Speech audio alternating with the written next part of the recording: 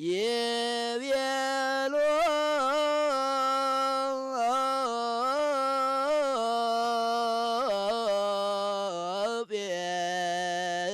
ጴጥሮስ በስመ አብ ወወልድ ወመንፈስ ቅዱስ አሐዱ አምላክ።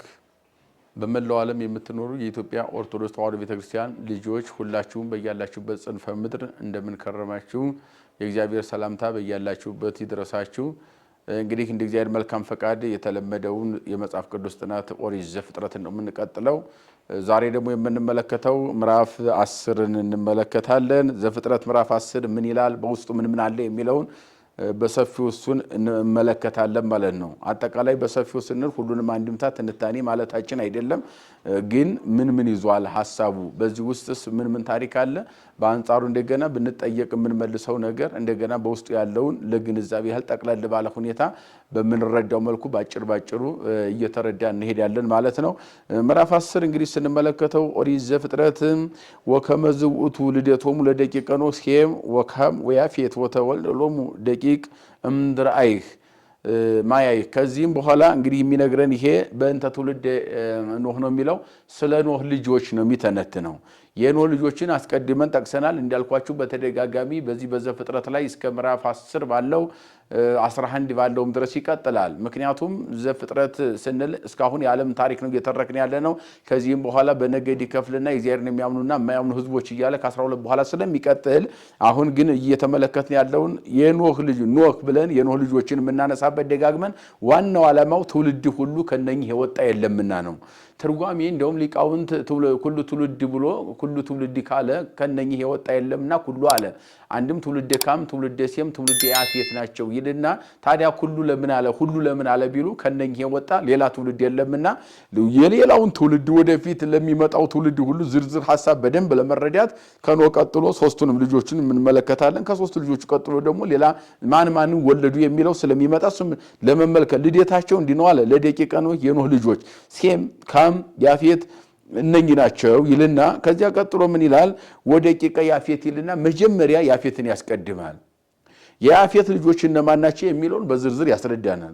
የያፌት ልጆች እነማን እንደሆኑ ሲያስቀምጥ ደግሞ የመጀመሪያ እንደ ሁሉንም ላንጠቅስ እንችላለን፣ ምክንያቱም ዝርዝሩ ስላለ መጽሐፍ ቅዱስ ላይ የዚህ ምስጢር ስላልሆነ የስም ዝርዝር ስለሆነ ብቻ ማን ወለደ የሚለውን ብቻ ባጭሩ ስለሆነ የምናየው ደቂቀ ያፌት ይልና ያፌትን ያስቀድመዋል። የኖህ ልጆችና ትውልዳቸው ብሎ ማን ወለደ የሚለውን ለማስቀመጥ ደቂቀ ያፌት ጋሜር፣ ያጎግ፣ ማዴ፣ ይህንማ ወኤልሳ፣ ወቶቤል፣ ወሞሳን፣ ወቲራ እያለ ወደ ደቂቀ ጋሜር ብሎ እንደገና ደግሞ ጋሜር ደግሞ እነማን እንደወለደ በዝርዝር ደቂቀ ያፌትን የያፌት ልጆችን ዝርዝር ብቻ ያስቀምጣል ማለት ነው። በሁለተኛ ደረጃ ከደቂቀ ያፌት ቀጥሎ የሚያስቀምጣቸው ደቂቀ ካምን ነው። ካም ያ የተረገመው የምንለው በአባቱ ላይ የሳቀው እርቃና አባቱን አይቶ መክደን ማልበስ ሲገባው በአባቱ እርቃን ላይ የተሳለቀ እሱ ነው ማለት ነው። በሌላ አባባል ደግሞ እሱ በመሳለቁ እነኚኛዎቹ እንዲመረቁ አድርጓል ማለት ነው። እነሱ የተመረቁበትን ምክንያት እሱ በሰራው ስህተት እነሱ ተመርቀዋል ማለት ነው። እና ካምንም ስንመለከት የካም ደቂቅ እንደዚያው ልጆች እንደዚያው የሚያስቀምጠው ወደቂቀ ካም የመጀመሪያው ኩሳ ይባላል። ሁለተኛው የሞሴ ጣሬም ይባላል። ወፉጥ ወከነአን ፉጥና ከነአን የሚባሉት እነኚህን እንደወለደ በዝርዝር ይገልጻል። እነኚህን ከገለጸ በኋላ እዚያ እየወረደ መጥቶ አንዳንዱን እንደወለደ ማን እንደወለደ እያስቀመጠ ከመጣ በኋላ ወውቱ ዘኮነ ያርባለ ምድርን የሚንከባከባት የሚያርሳት እንደገና ደግሞ ይሄ በምድር ላይ ደግሞ አርብቶ አደር የሚለውን ትውልድ የፈጠረ እንስሳት እያረቡ የሚተዳደሩ ልጆች ከሱን ከነኩምሳ እንደተወለዱ በዝርዝር ያስረዳል። ወኮነ ነአዌ ይላል ቅድመ እግዚአብሔር በእንተ ዝንቱ ወይቤሉ ከመ ኖቤርድ ያርብ ዘኮነ ነአዊ ቅድመ እግዚአብሔር በእግዚአብሔር ፊትም እንዲሁ አዳኝ ሆኖ እያደነ የሚኖር እንስሳትን እያደነ አውራዊትን እያደነ የቆቁን ጅግራውን ሰሳውን እነኚህን ነገር ሁሉ እያደነ የሚተዳደር የነበረ ሰው እንደሆነ በዝርዝር ያስረዳል ማለት ነው። ከዚያ ወኮነ ቅድመ መንግስተ ባቢሎን ኦሬክ ባቢሎን መንግስት በፊት በነገራችን ላይ በመጀመሪያ የሰው ልጅ ደብረ ቅዱስ እንደተፈጠረ ወይም ምድር ኤልዳ ወይም ሞሪያ ተራራ ወይም ቀራኒዮ ብለን ገልጸናል። እንግዲህ ሰው በዚያ መፈጠሩ ብቻ ሳይሆን ምድርንም ሰው እያለበሰ እየከደነ መንጣቱ መካከለኛው ምስራቅ እንደሆነ መጽሐፍ ቅዱስ በግልጽ ቋንቋ በጎላ በተረዳ የሚያስረዳው ጉዳይ ነው። አሁን ዛሬ ሰው በዚህ ቦታ ነው በዚያ ቦታ ነው የሚል አዳዲስ ጥናቶች አሉ የሚለን ብዙ ነው። ነገር ግን እውነቱን ለመናገር እነኖህ ጀምሮ በእያንዳንዱ በዝርዝር ሰዎች እየተፈጥረው እየበዙ እየተዋለዱ ያደጉ ሄዱ የሚለው ስንመለከተው ከዚያው መካከለኛው ምስራቅ ነው። አሁንም ይሄ መጽሐፍ ቅዱስ እንግዲህ መቼም በዓለም ላይ የተለያየ ጥናት ይኖራል። ምንም ቢጠና ግን ከመጽሐፍ ቅዱስ በታች ነው። ጥናቱም ዕውቀትም የሁሉም የዕውቀት ደረጃችንም ቢሆን ከመጽሐፍ ቅዱስ በላይ ሊሆን አይችልም። ምክንያቱም ምንድነው ከተባለ በዓለም ላይ ምንም ሳይጻፍ መጀመሪያ የተጻፈው መለኮታዊ ሕገ መንግስት ሰማያዊ ሕገ መንግስት መለኮታዊ መመሪያ የሆነ የእግዚአብሔር ቃል ቅዱስ መጽሐፍ ስለሆነ ከመጽሐፍ ቅዱስ የቀደመ ምንም አይነት ጽሑፍ ምንም አይነት ጥናት እስከሌለ ድረስ መጽሐፍ ቅዱስ የዓለም ሁሉ የመጻሕፍት ሁሉ ዳኛና ፊት አውራሪ እንደሆነ ይህን መረዳት ግድ ይላል። ለዚህም ነው በመጽሐፍ ቅዱስ ውስጥ ያለውን ነገር ከልሰን በሌላ አካል የምናካከስበት ወይም መጽሐፍ ቅዱስን የበታች አድርገን ሌላ በመጽሐፍ ቅዱስ ላይ የምንጠቅሰው ጥቅስ እንደሌለን ይታወቃል ማለት ነው። ስለዚህ እየነገረን ያለው በመካከለኛው ምስራቅ ሰው የተፈጠረው እዚያው ደብረ ቅዱስ ቀራኒዮ ወይም ምድረ ኤልዳ ሲሆን ከዚያ ከተፈጠረ በኋላ በዚያው እየበዛ እንደመጣ ነው። ከገነት ሲባረር መልሶ ወደዚያው ነው የመጣው። ከዚያ እየበዙ ሲመጡ ለምሳሌ አሁን ፋርስ ባቢሎን የምንለው ያሁኑ ኢራቅና ኢራን የምንላቸው እነኚህ የመጀመሪያ እንደውም የሰዎች በምድር ላይ የተባዙባቸው ቦታዎች እንደሆኑ ይታወቃል። በአንጻሩ ሰው የበዛባቸው ሰው የተወለደባቸው ሰው የተዋለደባቸው ያደገባቸው ርስት ጉልት ለመከፋፈል ሰው በዚያ ላይ የራሱን ውሳኔ የወሰነበትና ርስት የተካፈለበት የመጀመሪያው ምድር መሆናቸው ይታወቃል። ይሄ ቢሆንም ግን በአንጻሩ እንደገና ደግሞ ኃጢአትም ደግሞ አብዝቶ የተደረገው ከእግዚአብሔር ጋር ሰዎች አብዝተው የተጣሉበትና የተራራቁበት ቦታ ምድርም ደግሞ ያው መካከለኛው ምስራቅ እንደሆነ ይታወቃል። ለዚህም ነው በዚህ መጽሐፍ ላይ ወኮነ ቅድመ መንግስተ ባቢሎን ወኦሬክ ወአርክዲ ወካሊን በምድረ ሰናኦር ይሄ ምድረ ሰናኦር የምንለው አሁን የጠቀስኳቸው ናቸው።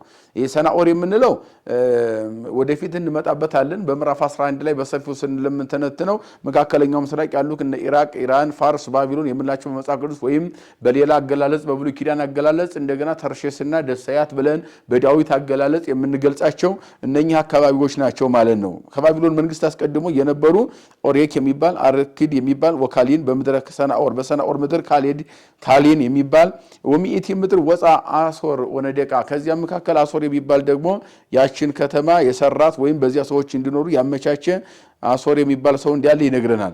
ይሄ ነነዌ የምንለው አሶር የምንለው እነኚህ ሁሉ በዚያው አካባቢ እንደሆኑ ይነግረናል።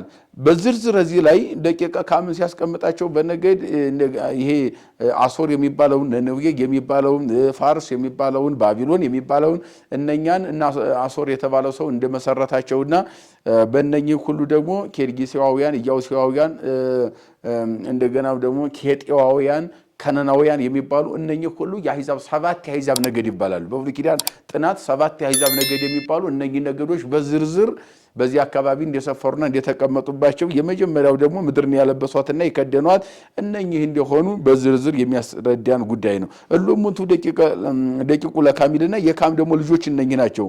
በበዘመዶሙ ወበነገሮሙ ወበብሔሮሙ ወበህዘቢሆሙ እንደ ህዝባቸው እንደ ሀገራቸው እንደ ያደባባቸው የሚጠቀሱ እነሱ ናቸው ብሎ በዝርዝር ደቂቀ ካምን ያስረዳል ማለት ነው። ሁለተኛ በሶስተኛ ደረጃ በዚህ ምዕራፍ ላይ የምንመለከተው ነገር ቢኖር ትውልደ ሴምን ነው። የሴምን ትውልድ ያ እግዚአብሔር በድንኳኑ ይደር ብሎ የተመረቀው ኖህ አባቱ የተመረቀው ሴም ነው። ሴምን ወለ ሴምኒ ትውልዱ ተወልዱ ለቱ ደቂቅ አቡሆሙ ለኩሉ ወደቂቅ ኤቤር አሁን ልጆች ተወለዱለት ይልና ወልደ ሴም የሴም የመጀመሪያው ልጅ ኤላም ሁለተኛው አሶር ሶስተኛው አርፋስኪድ እንደገና ወውሉዱ ለአራም እንደገና የአራም ልጆች እያለ ተነተነ። ያ ማለት ዋናው ነገር ቀድሞ የጠቀሳቸው ናቸው። እነዚህ ልጆች እና አርፋስኪድ የሚባለው በተለይ በመጽሐፍ ቅዱስ ጎልቶ የሚታይ አራም አለ፣ ኤሳህ አለ ወይም ኦላለ ወያቲር አለ ወሞሳህ አለ ወአርፋስኪድ አለ። አልፋስኪድ የሚባለው እንግዲህ ጎልቶ የሚታይ ነው። አርፋስኪድ ወለዶ ለሳላ ሳላን ወለደ ይላል። ሳላ ደግሞ ወለዶ ለኤቦር ለኤቨርም ይላል ኤቮርም ይላል ያው ልማደ መጽሐፍ ነው ዘይቤ ቀይሮ መናገር ለመጽሐፍ ልማድ ነው የሰዎች ስም እንደዚህ በየቋንቋው ስለሚጻፍ የሚቀያየርበት ሁኔታ አለ በአማርኛው የፊደል መዘዋወር ሊኖር ይችላል ወይም የፊደል ቅርጽ መቀየር ሊኖር ይችላል ተወልዱ ይላል ክሌ ደቂቁ ስሙ ለአሃዱ ፋሌቅ ይልና ወሰመይዎ ወይም ፋሌቅ እስመ በማይልሁ ፋሌቅ ተከፍለት ምድር ይላል ፋሌቅ ወይም ፋሌቅ ይለውና በዘመኑ ምድር ተከፍላለችና ፋሌቅ ብሎ ጠራው ይላል ከዚያ ቀጥሎ እንደገና ዮቃጥን የሚባል አለ ፋሌቅ ደግሞ ዮቃጥንን ወለደ ይላል ዮቃጥን የሚባል ተወለደ ዮቃጥን ደግሞ ወለዶ ለአልሞዳድን ወለደ እንደገና አልሞዳድ ደግሞ ለሴሌፋ የሚባለውን ወልዷል ማለት ነው ሰሌፋ የሚባለው ደግሞ ወለሴራውህም ይላል ይሄን ወለደ እያለ ይቀጥላል ማለት ነው በዚህ ከቀጠለ በኋላ ወኮነ ምኩራባት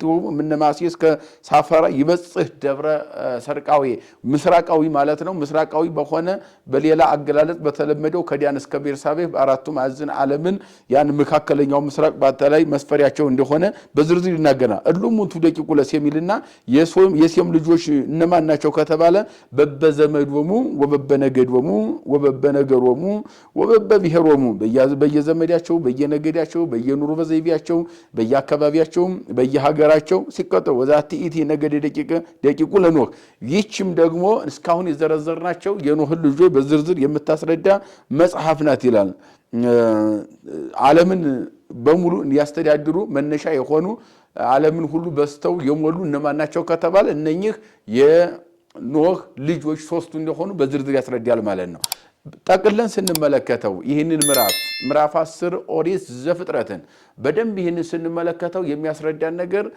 ሶስት የኖህ ልጆች መኖራቸውን ቅድም እንዳልነው የመጀመሪያው ያፌት ከዚያ ካም ሶስተኛው ደግሞ ሴም የሚባሉ እነኚህ መኖራቸውን እነኚህ ደግሞ ለየራሳቸው ነገድ ልጅ እየወለደ አንዱን እየወለደ በየራሳቸው ነገድና እየበዙ ምድርን እያለበሷትና እንደገናም ደግሞ ርስትና ሰፈር እየከፈሉ እንደየሀገሩ እንደየአቅጣጫው እነሱ እየሰፈሩ ዓለምን እየተቆጣጠሩ ወከደንዋ ለምድር እንዲል መጽሐፍ ምድርን እየከደኗት እያለበሷት መንጣታቸውን በዝርዝር የሚያስረዳው ማን ነው ከተባለ መጽሐፈ ኦሪት ዘፍጥረት ወይም መጽሐፈ ፍጥረትም እንለዋለን መጽሐፈ ልደትም እንለዋለን ምዕራፍ 10 ይሄንን በዝርዝር ያስረዳናል ማለት ነው ስለዚህ ምዕራፍ 10 ይመስላል የመከረን የገሰጸን ያስተማረን የሰራዊት ጌታ እግዚአብሔር አምላካችን ከፀሐይ መውጫ እስከ ፀሐይ መግቢያ በፍጥረታት ሁሉ አንደበት ስሙ የተመሰገነ ይሁን ይቆየን